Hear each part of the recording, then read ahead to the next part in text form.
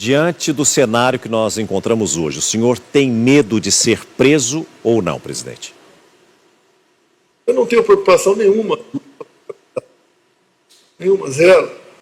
Golpe deu quem tirou o Lula da cadeia, quem tornou ele elegível e quem facilitou a vida dele para ocasião das eleições. Qual a acusação? Acharam dinheiro na minha cueca? Acharam uma mala de dinheiro na minha casa? Fizeram 3 buscas de apreensão em cima de mim, por motivos mais bizarros possíveis. Eu desfalquei com a imprensa, eu quebrei os Correios, eu estou quebrando o fundo de pensão do Banco do Brasil, eu estou assaltando a Itaipu Binacional. Qual é a acusação contra mim? No início desta semana, o ex-presidente Jair Bolsonaro concedeu uma entrevista exclusiva ao jornalista César Filho, transmitida pelo programa SBT Brasil. A conversa ocorreu diretamente do hospital DF Star, em Brasília, onde Bolsonaro está internado na UTI devido a problemas de saúde. Bolsonaro afirmou que as acusações feitas pela PGR e os processos em andamento no STF têm motivação política.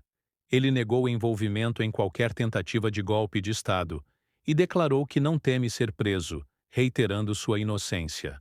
Ao ser questionado sobre o projeto de lei da anistia, Bolsonaro comentou que, por coincidência, poderia ser beneficiado pela proposta. A declaração gerou críticas, com opositores alegando que o projeto teria como objetivo livrar aliados do ex-presidente de punições relacionadas aos eventos de 8 de janeiro. A entrevista também reacendeu debates sobre a atuação do STF e da PGR em processos envolvendo figuras políticas, bem como sobre a polarização política no país. Vamos conferir. O senhor passou pela 6ª cirurgia desde o atentado nas eleições presidenciais de 2018. Essa última foi, inclusive, considerada a mais emblemática de todas, tanto que o senhor teve que ser socorrido às pressas no Rio Grande do Norte. Qual é o real estado de saúde que o senhor apresenta neste momento, presidente? Eu estava no Rio Grande do Norte, com o senador Rogério Marinho, e após o primeiro evento comecei a passar mal. Bem, rapidamente o pessoal me levou para um hospital público, lá em Rio Grande do Norte, é o Hospital de Santa Cruz, e fui muito bem atendido, depois deslocado para o Hospital Rio Grande, e depois de avião UTI para Brasília. Fui muito bem aqui, foi uma cirurgia no último domingo, dia 13, né, que começou por volta de 9 da manhã, acabou 21 horas, ou seja, 12 horas de cirurgia. Foi a cirurgia mais invasiva, complexa e de risco que eu enfrentei até hoje. O senhor tem saúde, ânimo para seguir como líder da oposição? Olha, quer queira ou quer não, né? Tem sempre a oposição. Eu sou o maior líder da direita na América do Sul, quem sabe pelo tamanho do Brasil e pela população também mundial. Logicamente, eu sempre deixo um espaço reservado àquela pessoa que eu devo muito gratidão a ela, que é o Donald Trump, que foi eleito nos Estados Unidos. Então, essa liderança da direita veio para ficar no Brasil. E o mundo todo está marchando para a direita. E quando o mundo não consegue marchar para a direita, como você vê que aconteceu na França com Marine Le Pen, e outros países do mundo também, você vê que eles usam o que é conhecido no mundo todo como lawfare, ou seja, o ativismo judicial, para afastar por via judicial os nomes da direita que possam fazer frente à esquerda. Eu estou nesse contexto. É uma batalha difícil, estou inelegível porque me reuni com embaixadores e, por outro momento, eu subi num carro de som do pastor Silas Malafaia e fui acusado, então, de abuso de poder econômico. Um absurdo dos absurdos. E eu tenho dito, eleições em 26, sem a presença de Jair Bolsonaro, é uma negação à democracia. Que há uma verdadeira batalha no Congresso e também no Judiciário acerca da anistia do 8 de janeiro. O senhor se vê como beneficiário desse caso ou não? O projeto apresentado inicialmente, no ano passado, falava-se apenas no 8 de janeiro. E jamais eu esperava ser incluído no processo de 8 de janeiro, que afinal de contas, acho que todo mundo sabe, nesse dia eu estava nos Estados Unidos. E um dos crimes que eu respondo é deterioração de patrimônio tombado. Pô, como é que eu quebrei algo em Brasília se eu estava nos Estados Unidos? Não tem cabimento. Mas a única forma de me colocar dentro de uma tentativa violenta, segundo eles, de mudança do Estado Democrático de Direito é, de uma maneira ou de outra, ter participado do 8 de janeiro. Não tem qualquer ligação minha com quem quer que seja no Brasil, desde pouco antes de 30 de janeiro de 22, até o ocorrido no dia 8 de fevereiro. E eu então não estava, eu acabei entrando agora sem querer nesse processo. E agora, por coincidência, eu estou dentro desse processo de anistia também. O que interessa para mim é colocar na rua da liberdade a esses pobres coitados. Dezenas deles estão presos apenas até 17 anos de cadeia, outros que estão foragidos pelo mundo e outros que estão aguardando julgamento pelo Brasil. De Estado. O senhor disse que sempre não tem como dizer que teria participado dos atos porque estava nos Estados Unidos nesse período. Esse argumento, o senhor acredita que é suficiente para convencer os ministros do STF? Olha, pelas condenações que estiveram agora, condenações absurdas, é um processo, tipicamente político, não tem nada de técnico. Então eu disse para você, como é que eu posso deteriorar um patrimônio se estava fora do Brasil? A outra questão também é dano qualificado contra o patrimônio da União, ou seja, é a mesma coisa, uma repetição. Que dano é esse que eu participei? Você não tem uma só ligação com quem quer que seja aqui no Brasil. E outros dois idênticos, golpe de Estado, uma brincadeira. Golpe de Estado sem liderança, sem tropa, sem armas, num domingo, e sem o respectivo presidente para você destituí-lo naquele momento. Então não tem cabimento esse tipo de acusação contra mim ou contra quem quer que seja que estão nesse processo. E outra é a organização criminosa armada. Você vai nas polícias legislativas da Câmara e do Senado e pergunte se alguma arma de fogo ou arma branca foi apreendida no 8 de janeiro com aquelas 1.000 e poucas pessoas. O senhor acredita que as manifestações convocadas pelo senhor possam ter influenciado essas pessoas a participarem deste ato no dia 8 de janeiro ou não tem nada a ver uma coisa com a outra? Não teve nenhuma convocação patrocinada por mim, nas minhas mídias sociais, ou até na rede de Zap, sobre o 8 de janeiro, zero. O que nós resolvemos quando começaram os acampamentos? De comum acordo, deixar o pessoal lá, que era uma grande massa, chegou a ultrapassar 30 mil pessoas, e as pessoas na região da Praça Três Poderes seria pior, no meu entender, no tocante a uma contenção de qualquer problema. Se bem que o nosso pessoal nunca participou de atos de violência em todas as manifestações que fizemos ao longo de mais de 4 anos por todo o Brasil. Eles estão há 2 anos e pouco investigando o dinheiro e não chegaram a conclusão nenhuma. Mais ainda, eu digo que, já que eu sou tão criminoso assim, por que não seguir o devido processo legal? E essas pessoas estão sendo presas também, na véspera do último movimento. Aí em São Paulo, ficou conhecido, eu resolvi testar o meu inglês, popcorn, screen, ou seja, pipoqueiro e corneteiro dão golpe de Estado no Brasil, porque foram condenados por golpe de Estado. Mas como é que o senhor analisa esses atos de 8 de janeiro? Foram um atentado à democracia ou não? Como é que o senhor vê o que aconteceu no dia 8 de janeiro? Foi uma manifestação que perdeu-se o controle. Quando as pessoas que estavam no acampamento chegaram na Praça do Poder, já estava tudo destruído, estava tudo quebrado lá. Imagens que nós temos de antes do horário que a turma chegou lá, comprova isso aí. Você pode ver, em 8 de janeiro nós fomos tratados, falo nós porque eu me considero um brasileiro, um patriota, mas quem estava aqui no Brasil foi tratado como terrorista golpista. Que terroristas são esses? Onde o chefe do GSI passeia entre eles de forma tranquila dentro do palácio do presidente da República. E que golpe foi esse? Onde as imagens de responsabilidade do Ministério da Justiça, quase 200 câmaras, elas simplesmente sumiram. 4 imagens de 4 câmaras apenas apareceram. Que golpe foi esse? Onde a BIM, Agência Brasileira de Inteligência, emitiu mais de 30 informes de possível violência para o general G. Dias, chefe do GSI. Que golpe é esse, onde o chefe do executivo, Lula, no caso, né, ele que não costuma acordar cedo dia de semana, domingo cedo vai para Araraquara ver uma catástrofe que teria ocorrido lá no final de dezembro. Ou seja, história muito mal contada. Agora, lamentavelmente, o encarregado do inquérito, junto com a sua Polícia Federal, a parte da Polícia Federal, é o grande responsável por esse estado de coisa que estamos vivendo. Digo mais, né?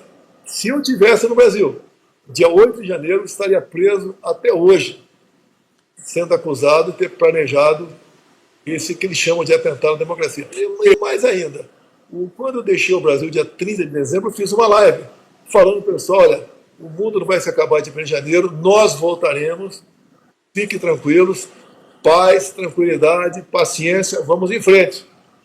As convocações recomeçaram na quinta-feira, a véspera do dia 8, é muito fácil levantar por parte da Polícia Federal quem patrocinou essas convocações, mas não fizeram isso aí. E acabou acontecendo esse tumulto, esse quebra-quebra que ninguém concorda. Eu fiz um pronunciamento à nação, inclusive, no dia 2 de novembro de 22, após as eleições, dizendo que vamos continuar lutando, vamos fazer a nossa parte, dentro das 4 linhas da Constituição, que os nossos métodos não são iguais aos deles. Nós somos pela paz, pela tranquilidade, pela transparência, nós não invadimos patrimônio.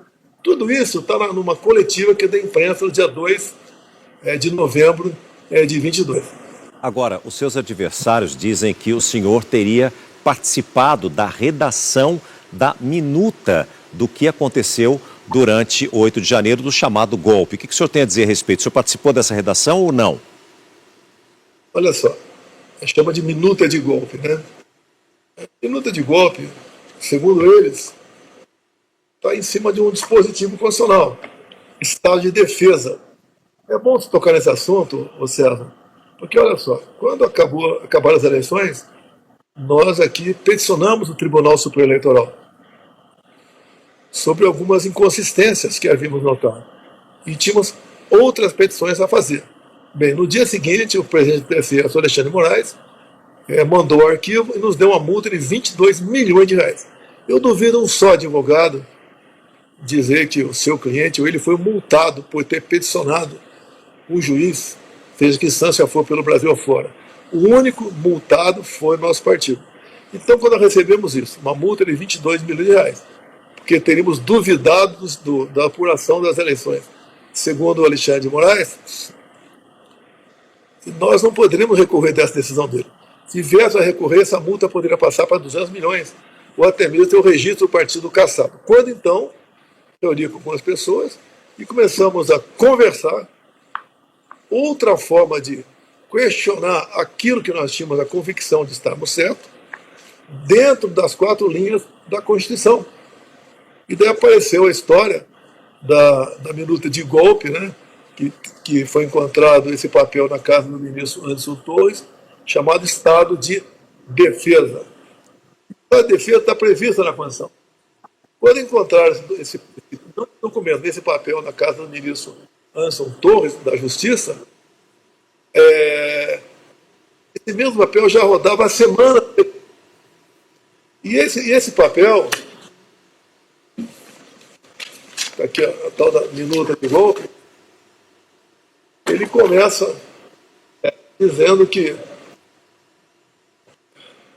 mas, presidente, fica decretado... Presidente, eu preciso... Rapidinho, tá bom. Da defesa. Então, olha só, o Estado de Defesa não começa com decreto presidencial. O Estado de Defesa começa com a convocação por parte do presidente dos Conselhos da República da Defesa, que não foram convocados. São 24 pessoas que não foram convocadas. Então, não existiu nem cogitação do Estado de Defesa. Portanto, o senhor não participou da redação da minuta do que está aí, é isso? Não existe minuta de golpe. Discutir, conversar, isso aqui, não é proibido você discutir qualquer disposição, não. Agora, isso que está aqui, zero. Agora, dizem que tem outra minuta de golpe, mas, como a Polícia Federal nos nega informações, nós não temos como resolver por aquilo que por aquilo que está sequer comprovado a participação, não. Mas o senhor chegou a participar de uma discussão, pelo menos com relação a isso ou não? Nós conversamos dispositivos constitucionais e não podemos mais recorrer ao Tribunal Constitucional difícil a multa que nós levamos. Presidente. E rapidamente, na segunda conversa, não se toca mais nesse assunto e existe mais possibilidade de recurso. Perdemos e vamos esperar as próximas eleições. Diante do cenário que nós encontramos hoje, o senhor tem medo de ser preso ou não, presidente? Eu não tenho preocupação nenhuma. Nenhuma, zero. Agora, a forma como o processo conduzido desde o começo, por inquéritos intermináveis, que dura 6 anos. Eu, por outro lado, como chefe de organização criminosa, desde 29 de julho de 21. Tudo pode acontecer.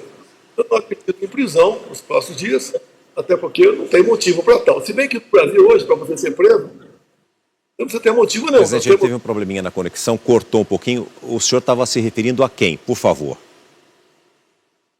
O autor desse plano conhecido como Punhal Verde e Amarelo é um general da reserva. Foi encontrado um laptop na casa dele numa busca e apreensão. Bem, o que naturalmente teria que ser feito? De imediato tomar o depoimento dele, até para evitar que ele apresentasse uma possível versão fantasiosa. Então, quem tem que falar sobre o Punhal Verde e Amarelo é o general da reserva, onde foi encontrado na casa dele esse plano aí, que segundo Alexandre de Moraes, segundo a Polícia Federal, era um plano para executar 3 autoridades. E apesar do nome das autoridades não constar do plano, você pode subentender que seria aí o vice e o presidente da República, o outro nome talvez o Alexandre, mas quem tem que responder sobre isso é a pessoa que fez aquilo. Você não pode fazer uma pesca probatória, ficha expedition, em 50 pessoas que estão do meu lado, e tudo foi encontrado nas mídias dessas pessoas, eu sei responsabilizado. E qual é a sua opinião a respeito desse plano? Eu não tenho que falar sobre esse plano até que no computador de quem foi encontrado diga alguma coisa. Eu não posso ficar aí divagando, né? O que eu acho, o que eu não acho disso aí. Da minha parte, isso nunca passou pela minha frente. Nunca tomei conhecimento disso aí. Fiquei tomei conhecimento com o vazamento da PF junto à imprensa brasileira. Agora, a leitura que se faz no meio político, no campo da direita, é que a manutenção da sua candidatura, mesmo que ainda inelegível, sufoca outros possíveis nomes. Em qual momento o senhor declararia apoio a um dos candidatos cogitados pela direita, ou o senhor não cogita nenhum nome e o senhor é que vai ser o candidato mesmo em 2026 e vai conseguir romper o fato de ainda estar inelegível? Olha, eu respondo pelo meu partido, o Partido Liberal. Conforme tratativas com o seu presidente, Valdemar da Costa Neto, eu vou dar um norte das eleições do ano que vem. Eu quero que alguém diga se é justa a minha inelegibilidade. Ao me reunir com embaixadores, eu transformei num criminoso. Mas essa política de reunir com embaixadores é privativa do presidente da República. E a outra inelegibilidade, porque eu subi num carro de som do Ciro Malafaia, acusado de abuso de poder econômico. Não gastei um centavo, o carro não era meu. Então não justifica isso aí. Então, na verdade, eu me tornei elegível por qualquer outro motivo. Agora, eu vou lutar até o último momento, que eu repito, eleições, ser o maior líder da oposição no ano que vem, é uma negação à democracia no Brasil. Pelo que eu entendi do que nós conversamos até agora, o senhor diz sempre na sua narrativa que existe uma perseguição contra o senhor, que existe um complô contra a sua pessoa. Mesmo assim, o senhor acha que vai conseguir estar elegível em 2026? Você acha justo alguém ser processado por importunação de baleia? Alguém ser processado por falsificação de cartão de vacina? Na palavra de uma pessoa apenas, tanto é que a Polícia Federal arquivou esses 2 inquéritos há pouco tempo. Você acha justo, por ocasião das eleições, eu não poder mostrar a imagem do 7 de setembro, não mostrar a imagem do Lula defendendo o aborto no Brasil, do Lula defendendo roubo de celular para se tomar uma cervejinha? Você acha justo o TSE criar uma resolução nos 6 meses que antecedem as eleições para prejudicar um candidato, e o TSE fez isso. Uma resolução entre o primeiro e o segundo turno, onde transformou mais rígida ainda a punição e restrições de blogueiros de direita. O pessoal da direita estava apavorado. Não é só com ameaça de prisão, desmonetização de páginas, tá? Derrubada das mesmas, ameaças.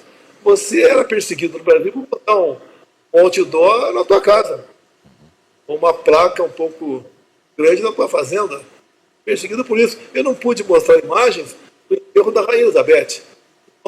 Tinha, né, na ONU discursando sobre questões de interesse do nosso Brasil. O TSE fez uma campanha forte para que menores de 16, 17 anos tirassem título. Essa faixa etária, 75% vota no PT, e foram mais de 4 milhões de novos títulos. Só aí deu uma diferença de 2 milhões de votos por Lula, maior do que a diferença observada nas eleições. Só aí você acha que teve ou não a mão do TSE por ocasião das eleições? Vale a pena retornar. O golpe, segundo a Polícia Federal, começou dia 29 de julho de 21, numa live minha, onde eu critiquei o sistema eleitoral. Ora, a minha crítica eleitoral não começou em julho de 21. Em 12, eu comecei a bater duro nessa questão. Eu comecei a me preocupar com a lisura, com a transparência, com a segurança do sistema eleitoral. Tanto é que em 16, 15 para 16, eu aprovei uma emenda a um projeto de lei eleitoral, cujo relator era o Rodrigo Maia, permitindo o voto impresso. Nós aprovamos, Dilma Rousseff vetou, nós derrubamos o veto por mais de 400 votos só na Câmara. E depois, então, o TSE, ou melhor, o Supremo Tribunal Federal resolveu dizer que o voto impresso era inconstitucional. Baseado no quê? Inconstitucional, ponto final. Aquele episódio dos empresários golpistas, entre eles estava lá o Luciano Hang, o objetivo de ir para cima do Luciano, que ele tinha uma página muito ativa, né, com 10 milhões de seguidores, foi tirar o Luciano Hang de combate, estava do meu lado, e também intimidar os demais empresários a não defender Jair Bolsonaro, ficar no mínimo neutro por ocasião das eleições, para facilitar a eleição do Lula. Golpe deu quem tirou o Lula da cadeia, quem tornou ele elegível e quem facilitou a vida dele por ocasião das eleições. Com tudo que o senhor disse até agora, presidente, o senhor confia, acredita na justiça ou o senhor acha que não vai ser possível o senhor realmente ser candidato? E se o senhor não for, realmente existe um prazo limite para que isso aconteça, para que o senhor possa se declarar candidato ou apoiar um outro nome da direita? O quadro como está no momento, eu registro minha candidatura no último momento. O TSE tem pouca semana para decidir. A esquerda não vai ter um nome para se apresentar como um razoável candidato. Se for o Lula, pior ainda. E não tem liderança formada pela esquerda no Brasil. Do nosso lado direito tem bons nomes por aí, não vou citar nenhum nome deles, né? Tem bons nomes, mas cada um dentro do seu partido deve cavar seu espaço. A população não quer, a maioria da população não quer outro nome à direita que não seja Jair Messias Bolsonaro. Como é que pode termos eleições no Brasil onde a maior liderança da direita está fora da cédula eleitoral? Não tem cabimento. Qual a acusação? Acharam dinheiro na minha cueca? Acharam uma mala de dinheiro na minha casa? Fizeram 3 buscas de apreensão em cima de mim, por motivos mais bizarros possíveis. Eu desfalquei com a imprensa, eu quebrei os Correios, eu estou quebrando o fundo de pensão do Banco do Brasil, eu estou assaltando a Itaipu Binacional. Qual é a acusação contra mim? Mesmo assim, o senhor continua confiando na Justiça Eleitoral do Brasil? Olha, a Justiça Eleitoral, ela muda muito rapidamente o seu perfil. Que lá são mandatos passageiros, né? Que muda muito rapidamente. Durante a minha campanha, não existia 2 votos isentos lá dentro e 5 do outro lado. E lá tudo era proibido para comigo. Imaginou, César, se eu tivesse poder de investigar, eu ia abrir um inquérito agora, como o Alexandre de Moraes faz, né? Ia convocar o ministro Benedito e perguntar para ele, antes, obviamente, pegar o telefone dele, né? E dos seus assessores. O que é missão dada e missão cumprida? Pegar o senhor Alexandre de Moraes e perguntar para ele, né? Da mesma forma como ele me tratou. O que é isso aqui? O que é isso aqui? Se fosse alguém do meu lado, seria assassinar alguém. Já estaria aí no plano punhal verde e amarelo. Agora, um fato muito importante. Não vou falar todo ele, porque eu estaria morrendo em crime, né? Nós não pudemos pressionar o TSE nas minhas eleições, onde o TSE apontou a vitória do Lula. Ou seja, segundo Alexandre de Moraes, eleições se acabaram. Quem pensar em fazer qualquer coisa agora é criminoso. Agora, por que as minhas eleições em 2018, a Polícia Federal, a pedido, né, ou por determinação do TSE, instalou um inquérito para apurar fraude nas minhas eleições, que é o inquérito 1361 de 2018. Eu lamento, Sérgio, com respeito a você, isso cabe mais à imprensa escrita, no meu entender, eles não vão via lei de acesso a informações, atrás desse inquérito. Esse inquérito foi o que eu destrinchei para os embaixadores, que no dia seguinte foi tornado foi classificado como, qualificado como confidencial. E nesse inquérito tem 3 páginas ali, e realmente é inacreditável. Não é uma carta na mão que eu tenho. Política, a gente sabe desde cedo, né, que é transparência. Por que esse inquérito foi classificado como confidencial no dia seguinte à minha reunião com embaixadores? O que tem nessas 3 páginas que eu estou falando para você que são de cair o queixo de qualquer um. Por que o Alexandre de Moraes classificou como confidencial? Por que o Alexandre de Moraes não suspende o sigilo desse inquérito? Para que não temos dúvida do que aconteceu ao longo desses anos todos. O que tem nessas 3 páginas que o senhor citou? O que consta nessas 3 páginas? Eu falar para você, a PF vai fazer plantão aqui embaixo do hospital e quando der alta vai me prender. Porque o inquérito, tudo é confidencial para eles, né? Quando interessa vazar, eles vazam tudo. Tudo. Né? E eu estou, junto com os advogados, lutando para que esse inquérito aqui seja suspenso a sua classificação sigilosa e todos nós brasileiros possamos mostrar quem tem razão, Jair Bolsonaro ou Alexandre de Moraes. O que você achou das declarações de Bolsonaro? As denúncias e processos contra ele realmente são por motivações políticas?